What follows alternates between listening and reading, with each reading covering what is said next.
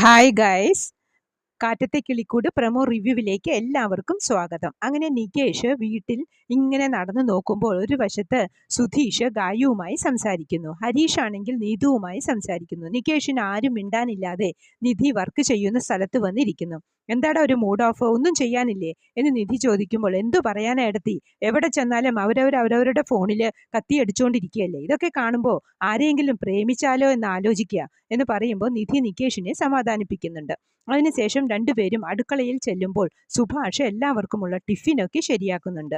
അത് കണ്ട് നിധി പറയുന്നത്, എല്ലാ ദിവസവും സുഭാഷേട്ടനല്ലേ എല്ലാവർക്കും ചെയ്തു കൊടുക്കുന്നത്, ഇനി സുഭാഷേട്ടന് ഇതൊക്കെ ചെയ്തു തരാൻ ഒരാൾ വരും.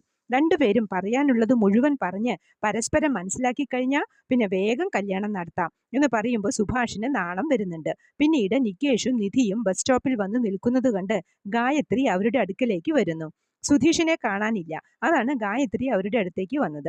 ഗായത്രി നിധിയോട്, അല്ല, നിങ്ങൾ സുധീഷിന്റെ ആരാ, ചേച്ചിയാണോ എന്ന് ചോദിച്ചപ്പോൾ നിധിക്ക് ദേഷ്യം വന്നു. ചേച്ചിയല്ല, അമ്മായിയാ എന്ന് പറയുന്നുണ്ട് നിധി. അത് പറഞ്ഞു തീർന്നതും സുധീഷ് ബൈക്കിൽ വന്നു.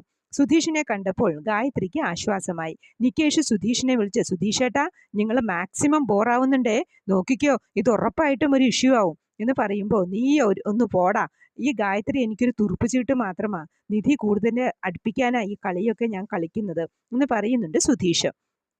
പിന്നീട് ദയയും നിധിയും കോഫി കുടിച്ചുകൊണ്ടിരിക്കുമ്പോൾ സിദ്ധാർത്ഥ് സ്വീറ്റ് ബോക്സുമായി വന്ന്, നമ്മുടെ സ്ഥാപനത്തിലെ വളരെ ഹിനോയിറ്റി ആയിട്ട് ചിന്തിക്കുന്ന ഒരു പ്രതിഭയുള്ള ആർക്കിടെക്റ്റ് ജനിച്ചിട്ടുണ്ട്. ഇത്രയും നല്ലൊരു ക്ലയന്റിനെ ഇംപ്രസ് ചെയ്ത സ്ഥിതിക്ക് എൻ്റെ വക ഒരു ഓഫർ എന്ന് പറയുന്നു. ഇത് കേട്ട് നിധിക്ക് സന്തോഷമാകുന്നുണ്ട്. ഇത്രയുമാണ് പ്രമോവായി കാണിച്ചത്. പ്രമോ ഇഷ്ടമായെങ്കിൽ ലൈക്ക് ചെയ്യാനും ഷെയർ ചെയ്യാനും സപ്പോർട്ട് ചെയ്യാനും സബ്സ്ക്രൈബ് ചെയ്യാനും മറക്കരുത്.